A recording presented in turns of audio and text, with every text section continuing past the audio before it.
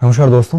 आज हम इस सत्र में बात करने जा रहे हैं कुछ ऐसे बिंदुओं पे जिनको बच्चे जानना चाहते हैं। स्टूडेंट सोच रहे थे कि मैं अपनी राय रखूं उसके ऊपर।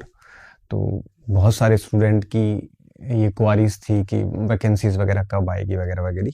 तो मेरा वैसे भी फंडा बड़ा क्लियर रहा है हमेशा से कि कभी ना कभी तो आएगी, चाहे आज आओ, चाहे कल आओ, चाहे परसों आओ। 1 महीना लेट हो सकती है, 2 महीने लेट हो सकती है, इससे अधिक कोई गुंजाइश नहीं होती।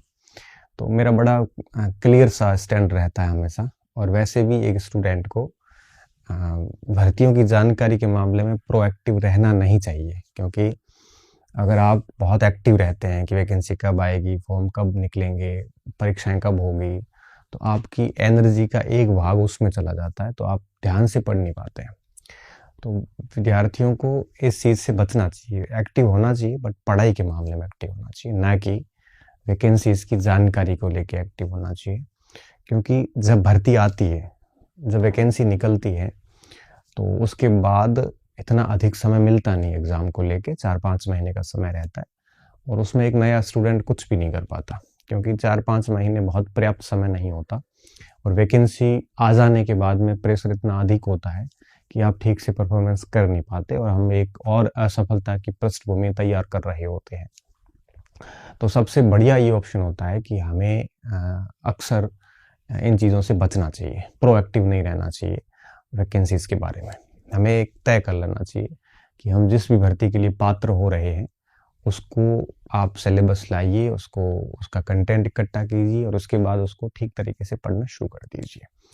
तो इन चीज़ों को करोगे तो आपको इंतज़ार रहेगा नहीं। और जब सिलेबस आपका पूरा हो जाता है, आपने उसको 2-4 बार अच्छे से रिवीजन कर लिया है, फिर आपका ये प्रश्न बनना चाहिए कि सर अब भर्ती कब निकलेगी, मैं मेरे स्तर पे तैयार हूँ। जब तक ये स्थिति नहीं आती, तब तक आपको ये पूछने का अधिकार भी नहीं रहता कि वैकेंसी कब आएगी। जब आनी है आ जाएगी, आपको क्या है, बीजेपी हो चाहे कांग्रेस हो, भर्तियाँ निकलती रहती है, उसमें कोई बड़ा इश्यू नहीं है ना। कल एक पीडीएफ वायरल हो रही थी जिसमें कुछ, जैसे मैं लेके आया साथ में, पीडीएफ में ये था कि 100 दिन की सरकार की एक्शन प्लान बताया था कि शिक्षा विभाग को क्या करना है ना। ये वायरल ही हो रहा था, तो वायरल है तो ठीक ही है, ठीक है। उसमें 2-3 बिंदु हमारे काम के थे।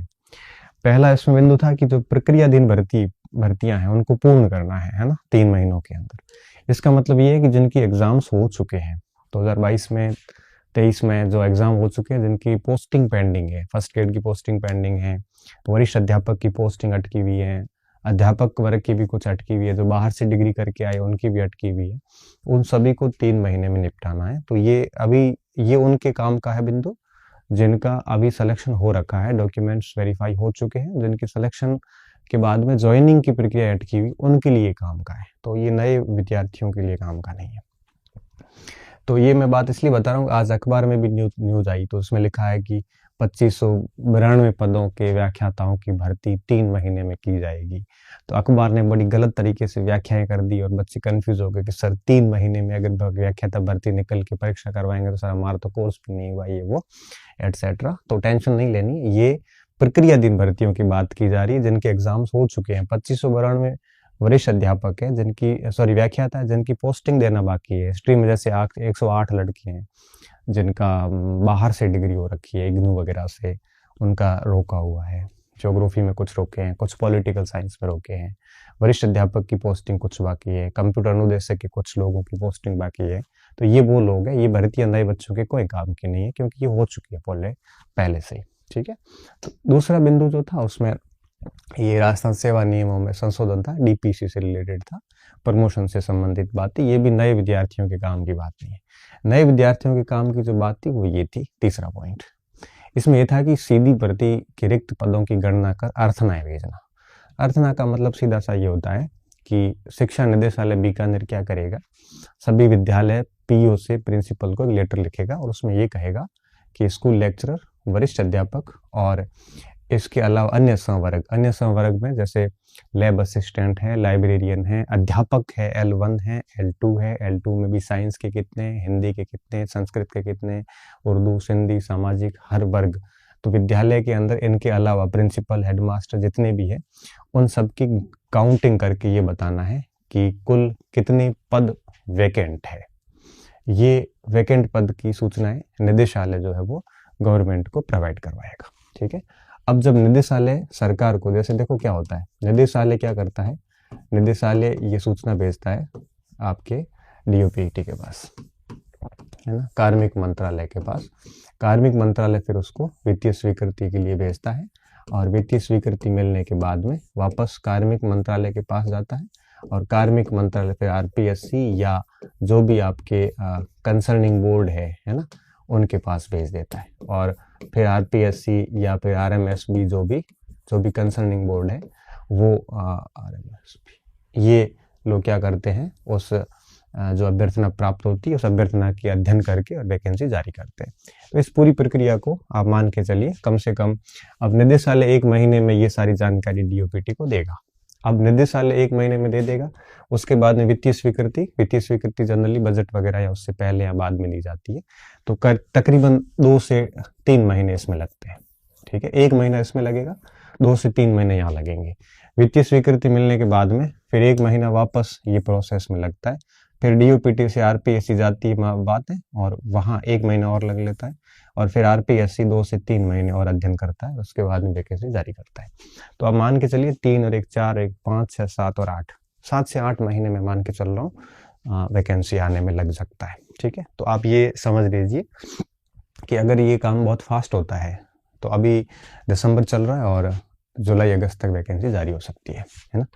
अब जुलाई और अगस्त, ये मेरा अनुमान है, हो सकता है सरकार बहुत प्रोएक्टिव होकर काम करे और ये काम 4-5 महीने में भी करे, लेकिन जहाँ तक मेरी जानकारी है मई से पहले वैकेंसी नहीं आएगी और उसके बाद ही आएगी, और मोस्ट प्रोबेबली जुलाई अगस्त में वैकेंसी आ सकती है। ठीक है, आ सकती है, हो सकता है लेट भी हो।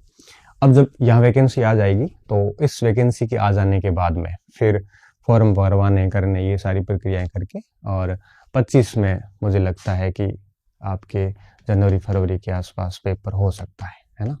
ये एक मोटा मोटा अनुमान है। ये अनुमान मैं इस बेस पे कर रहा हूँ कि पुरानी सरकारों के द्वारा किए गए कार्यों का एक अनुभव है मेरे पास, और 8-10 साल से मैं बहुत नज़दीकी से इन चीज़ों को देख रहा हूँ। तो उस आधार पर मैं कह सकता हूँ कि मुझे लगता नहीं है कि स्कूल लेक्चरर और सीनियर टीचर और अध्यापक वगैरह ये सारे 25-24 में होंगे, ये सारे 25 में होंगे। पहले फर्स्ट ग्रेड होगी, फिर सेकंड ग्रेड होगी, फिर थर्ड ग्रेड होगी, ऐसा मुझे लगता है। ठीक है, तो अभी आप जो है बिल्कुल ऐसे ऊहापोह की स्थिति में ना आए। आपको 1 साल मिलेगा, चाहे फर्स्ट ग्रेड हो, चाहे सेकंड ग्रेड हो, चाहे अध्यापक हो, और 1 साल के अंदर कोई भी अभ्यर्थी अपनी सफलता सुनिश्चित कर सकता है। 1 साल का आपको पर्याप्त टाइम मिलने वाला है, तो ये आप मान के चलिए, आज से मान के चलिए। और जिन जिन स्टूडेंट्स अपीयरिंग हैं वो मोस्टली सारे एलिजिबल हो जाएंगे, कहीं दिक्कत नहीं आएगी। तो आप लोगों को अच्छे से प्रिपरेशन करनी चाहिए और फालतू ऐसे उलझना नहीं चाहिए, इधर उधर भटकना नहीं चाहिए। कंटेंट को लेके, भर्तियों की जानकारियों को लेके ऐसे बॉल बाई बॉल कमेंट्री सुनने की आपको आवश्यकता नहीं होनी चाहिए। आपको तो अपने रूम के किसी कोने में एक टेबल लगा लेनी चाहिए, उसके ऊपर एक टेबल लैंप लगा दो, बाकी कमरे की लाइट बंद कर दो, कुर्सी पे बैठ जाओ और अपना जो स्टडी मटेरियल जो सेलेक्टेड है उसको लेकर रात दिन एक करिए, 12, 15, 20 जितना घंटा पढ़ सकते हो पढ़िए, और निरंतरता के साथ में परीक्षा तक लगे रहिए। बाकी खबरें देखिए, करंट अफेयर्स देखिए, करंट अफेयर्स में पुरस्कार देखिए, खेल देखिए, ये सब देखिए। करंट अफेयर्स में ये मत देखिए, ये कोई काम का नहीं है, ये आपको भटकाने का काम करेगा। तो खूब मेहनत